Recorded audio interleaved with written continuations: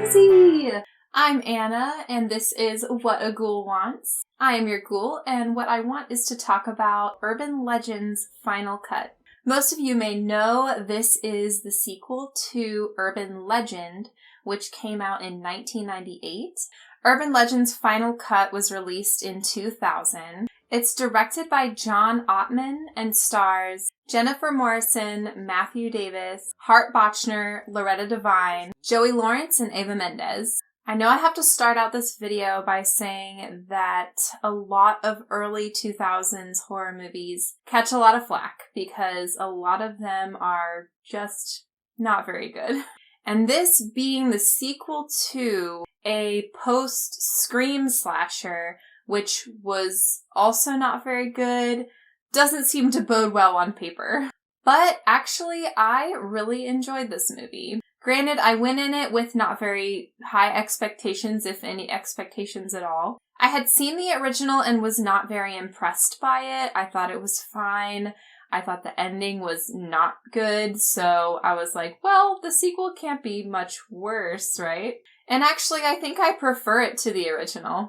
It focuses on a film student who is in the process of making her thesis film to graduate film school and also to try and win this elusive Hitchcock Award, which, according to the movie, basically guarantees you a job in the film industry in Hollywood. So she decides to make her film a horror, thriller, slasher, and base all of the kills around different urban legends, which is essentially the plot of the first movie. The only real connection we have to the first movie is through Loretta Devine's character. She plays a security guard named Reese, who was a security guard at the college in the first film, and is transferred to the film school in Final Cut. And any scene she's in, Loretta Devine absolutely steals the show. She is so charismatic, and her character is super likable, and she really plays well with our main character, Amy, played by Jennifer Morrison.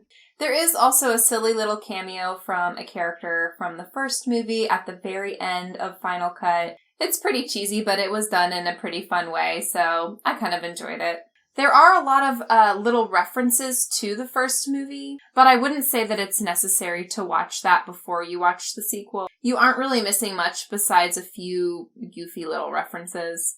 But the whole premise makes for a lot of movie within a movie scenes happening. And there are a lot of intertextual references to just the film industry and Hollywood in general and horror movies. So in the opening scene, we get this airplane crashing scene that is super reminiscent of Final Destination, which came out a little bit earlier that same year. And it also directly references the Twilight Zone episode titled Nightmare at 20,000 Feet, which, if you don't know, is the episode where there is a creature or gremlin on the wing of the plane, and William Shatner plays a man who is the only one who can see it. We actually get some pretty cool kills in this movie, some of which are direct references to other horror films as well. There's one that's super reminiscent of the killing style of the killer from Peeping Tom, as well as one scene that really reminds me of Suspiria that involves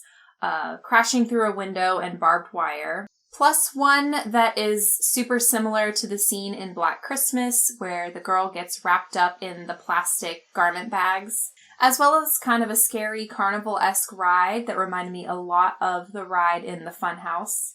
So there's a lot of really fun horror references in this movie that if you see it and you catch them, you're like, oh hey, I recognize that. That looks familiar. So just based on these references alone as a horror fan, it's pretty fun to watch this movie and try to pick out those scenes. There are a lot of giallo-esque elements to this movie as well, in the masked killer and just the way that certain scenes are shot. So it's kind of cool to see an early 2000s slasher paired up with giallo style, as well as having certain parts that are a movie within a movie. I really liked the way that the main character was portrayed. I thought that she was really smart and likable, and we got to see some of her struggles as a woman in the film industry. Even though she was still in school, she was dealing with a lot of the sexism and misogyny that comes with Hollywood and just being a woman in that kind of a field, and in any field really. We also get a dream sex scene between her and one of the male characters,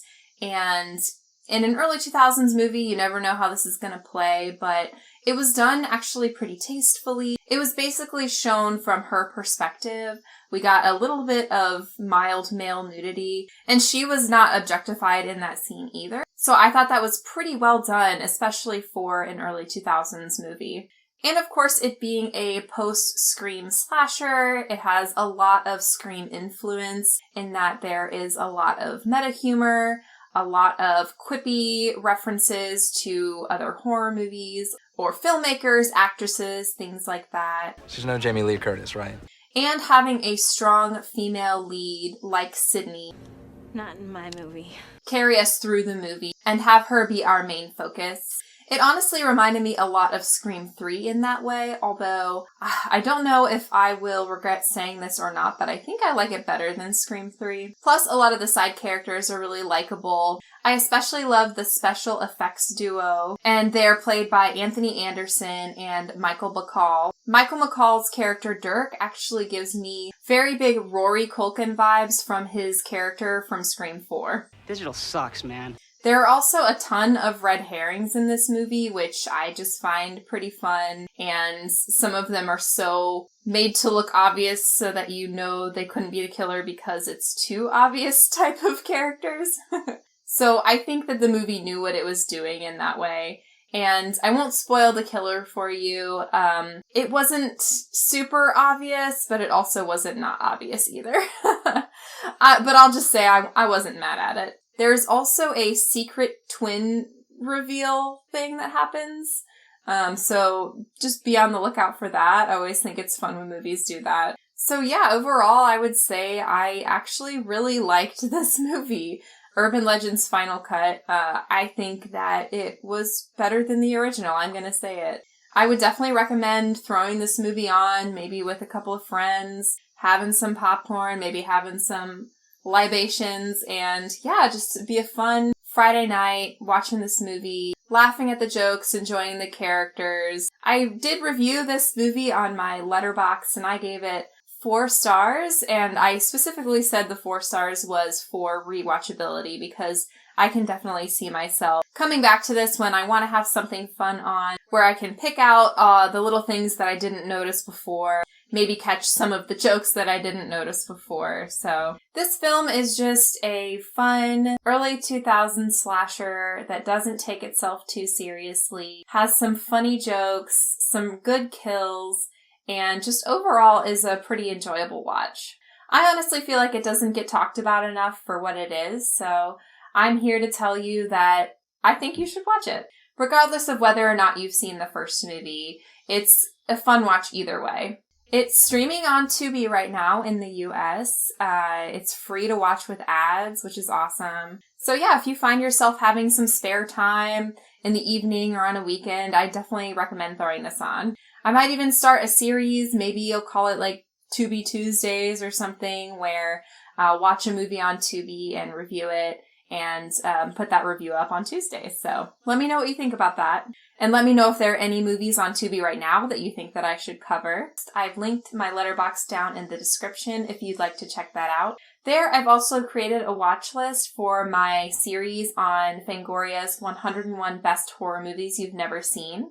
So definitely check that out as well. And follow me on Instagram if you feel so inclined.